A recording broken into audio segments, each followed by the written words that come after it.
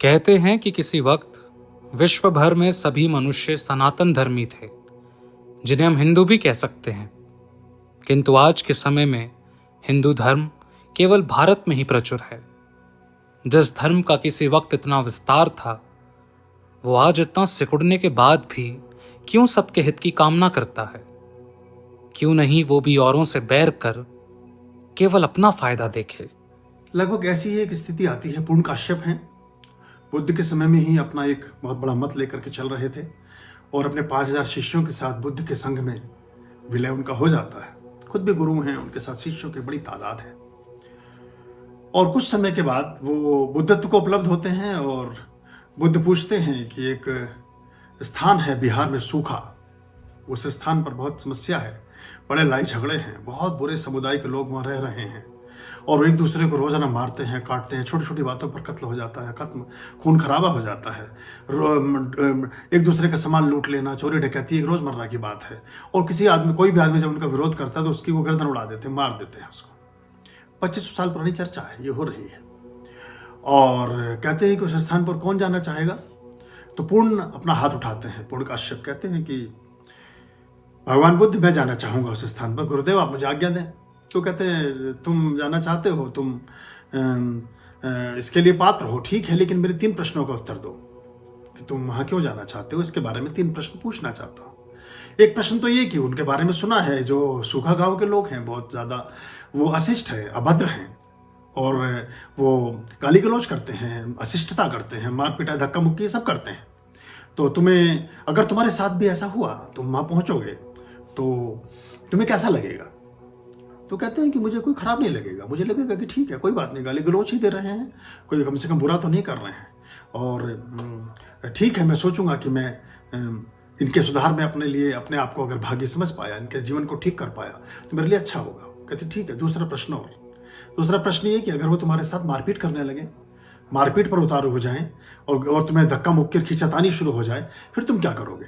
वो कहते हैं कि हालांकि आपको मेरे सब प्रश्नों के उत्तर पता है, फिर भी आप पूछते हैं और मैं बता रहा हूं, फिर भी हम इस समय पास करने के लिए चर्चा कर लेते हैं। गुरु शिष्य बात कर रहे हैं आपस में। कहते हैं कि मैं कहूंगा कि मुझे सिर्फ मार पीटते ही हैं, मारते पीटते ही हैं, मार ही नहीं डालते हैं, जान से ही नहीं मार रहे हैं, सिर्फ धक्का मुक्की ही कर रहे हैं, अशिष्टता ही कर रहे हैं, हाथापाई ही कर रहे हैं। बुद्ध मुस्कुराते हैं, कहते तीसरा और अंतिम प्रश्न, क्या करके भी ऐसा घटना घटे, तुम्हारी किसी बात से वो इतने उद्वेलित हो जाए, इतने विक्षिप्त हो जाए, इतने परेशान और इतने हलकान हो जाएं कि तुम्हें मार ही डालें जान से, तो तुम्हें कैसा अनुभव होगा? तो पूर्ण कहता है कि मुझे ऐसा लगेगा कि जैसे इस मेरे जीवन में मुझसे बहुत सारे दोष हो सकते थे, मुझसे कोई पाप हो सकता था, मैं कितना असत्य बोल सकता था, मैं कितने जीव जंतुओं की हानि और उनके जीव हत्या का कारण बन सकता था। उस जीवन से मुझे मुक्ति मिली और मैं मोक्ष की तरफ गया, तो मैं उनको प्रणाम करूंगा और धन्यवाद देकर के आगे बढ़ जाऊंगा। तो क्या तुम्हारा दुनिया में कोई कुछ बिगाड़ नहीं सकता है, तुम जा सकते हो। और पूर्ण सुखा में जाते हैं, पूरे गांव का हृदय परिवर्तन करते हैं। एक्चुअली जो हिंदू है, हिंदू ही धर्म है, हिंदुत्व ही, हिंदुइज्म ही धर्म है और हिंदुत्व ही धर्म की एक धारा है। बाकी सब काइंड ऑफ वर्शिप हैं, पूजा पाठ और संप्रदाय हैं, पूजा पाठ के तौर तरीके हैं। जितने भी आप, चाहे क्रिश्चियनिटी हो, चाहे इस्लाम हो, चाहे सिखिज्म हो, चाहे जैनिज्म हो, चाहे जरथुस्त्री हो, चाहे कोई और हो, वो जितने भी पंथ, और वो सब पंथ हैं, उनके साथ पंथ ही शब्द आता भी है। तो कुछ निश्चित पथ, तो आप उनमें कुछ वो ऐसे समय पर उपजे हैं, ऐसे समय पर जन्मे हैं जब परिस्थितियां कुछ विशिष्ट थी, कुछ अलग तरह की सामान्य परिस्थितियां नहीं थी।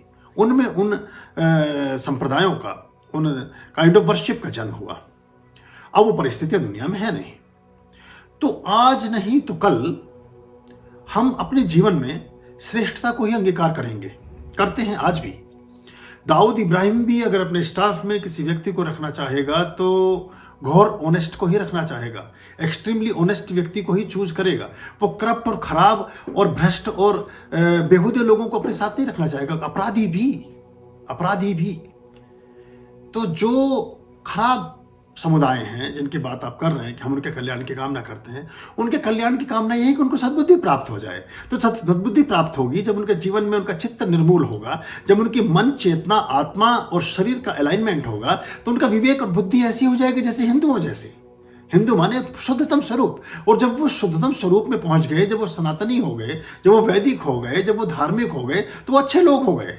और फिर सबका कल्याण हो, जो अच्छे हैं, जो अच्छे हैं उन सबका कल्याण हो। हम तो, भगवान शिव ने तो भस्मासुर को भी वरदान दे दिया था, फिर बाद में उसका संहार भी कर दिया, उससे कोई फर्क नहीं पड़ता है। तो शक्तियां आपके नियमन के लिए होती हैं, आपके एग्जामिनेशन और बाकी चीजों के लिए होती हैं, तो कोई इससे फर्क नहीं पड़ता है। आज नहीं तो कल जो पैदा है वो नपैद है, जो आया है वो जाएगा। रामकृष्ण बुद्ध महावीर सबके शरीर पूरे हुए हैं, हम और आप भी नहीं रहेंगे। लेकिन मेरी बात याद रखिएगा कि इस दुनिया में अगर धर्म के नाम पर और 500 साल बाद, 1000 साल बाद, 5000 साल बाद कोई चीज प्रतिष्ठापित हुई तो वो सिर्फ वैदिक और सनातनी धर्म ही होगा, हमारे हिंदुइज्म ही होगा। मजबूरी हो जाएगी उसको एडॉप्ट करना आपका। एक समय तक एलोपैथी लाभ देती है, धीरे धीरे नेचुरोपैथी पर आ रहे हो ना आप। अब वो चौराहे पर मिट्टी की हंडी और मिट्टी के तवे और मिट्टी के बर्तन बिकने शुरू हो गए ना। अब होटलों से प्लास्टिक खत्म हो गई ना। एक समय तक बड़ा अच्छा लगा था उस सबको इस्तेमाल करने में, सुविधा भी थी, आसानी भी थी, सस्ता भी था। लेकिन सस्ते का मूल्य अपने जीवन से नहीं मिला सकते हो आप। तो एक अतिशयता के बाद स्वतः ही चीजें ठीक होती हैं। और यही हमारे युगों का एक सिस्टम है। फिर वो प्रलय आती है, फिर सब शून्य होता है, फिर शून्य से फिर चीजें जगती हैं। तो वो पूरा का पूरा एक नियम है। लेकिन हम अपनी प्रार्थनाओं को, हम अपनी, अब सूर्य है, सूर्य जितनी रोशनी ओसामा बिन लादेन को दे रहा है उतनी बराक ओबामा को दे रहा है। वहां कोई पक्षपात है नहीं। जो हवा है वो ऑक्सीजन उतनी फेफड़ों में उसकी भी उतनी भर रही है जितनी किसी देवता के या किसी देवतुल्य व्यक्ति के भर रही है। तो इन चीजों को अगर हम अपने जीवन का एक हिस्सा बनाएं, और जब हम ये कामना करते हैं कि सभी की बुद्धियां सब हो, सभी की बुद्धियां शुद्ध हों, सभी के मन शुद्ध हों, सभी की चेतनाएं निर्मूल हो जाएं और सभी चैतन्य प्रभुत्व की ओर अग्रसरित हो जाएं, तो उसमें सब आते हैं। और जब सब हो जाएंगे तो समाज बहुत शिष्ट, सभ्य और अच्छा हो जाएगा। लेकिन इसके उल्टे अगर हम बैर की टोलियां बांधे, बैर एक ऐसा गुनाह है, बैर एक ऐसी चीज है जिसमें किसी दूसरे की गलती की सजा आप स्वयं को देते हो। क्रोध एक ऐसा अवगुण है जिसमें दूसरे के दोष की सजा आप स्वयं को देते हो। तो बैर नरक का द्वार है। हर समय बैरी आदमी हर समय जलता रहता है, एक संताप में और एक संशय में और एक चिंता में, और वो चिंता उसको चिता तक ले जाती है। तो वो चिंताओं से बचिए। जीवन है हसीबा खेलीबा धरीबा ध्यानम। अपनी श्रेष्ठता के साथ अपने जीवन को जिए। ये श्रेष्ठता ही उन लोगों को ये बात स्वीकार करने पर मजबूर कर देगी कि जीवन को कैसे जिया जाना चाहिए। और जैसे जैसे संचेतना बढ़ेगी वैसे वैसे जीवन का परिवर्तन होता जाएगा। दर्द का हद से बढ़ना है दवा हो जाना। जब बुद्ध ने शांति और धर्म की और प्रेम की और सहिष्णुता की शिक्षा दी, उस समय रोजाना राजघरानों में, राज परिवारों में, राजकुलों में प्रतिदिन मारकाट मची हुई थी। एक दूसरे के गले रोग रेत रहे थे, मार रहे थे। तब इस बात को कहा। तो आप देखेंगे कि आगे चल करके श्रेष्ठता और अच्छाई और सच्चाई ही सदा सर्वदा रह जाने वाली है। तो प्रार्थनाएं तो हमारी वेदों की हैं, 80,000 साल पुरानी है। सर्वे भवन्तु सुखिनः, सर्वे सन्तु निरामया, सर्वे भद्राणि पश्यन्तु, माँ कश्चित् दुर्भाग् भवेत्। सभी का सब शुभ हो।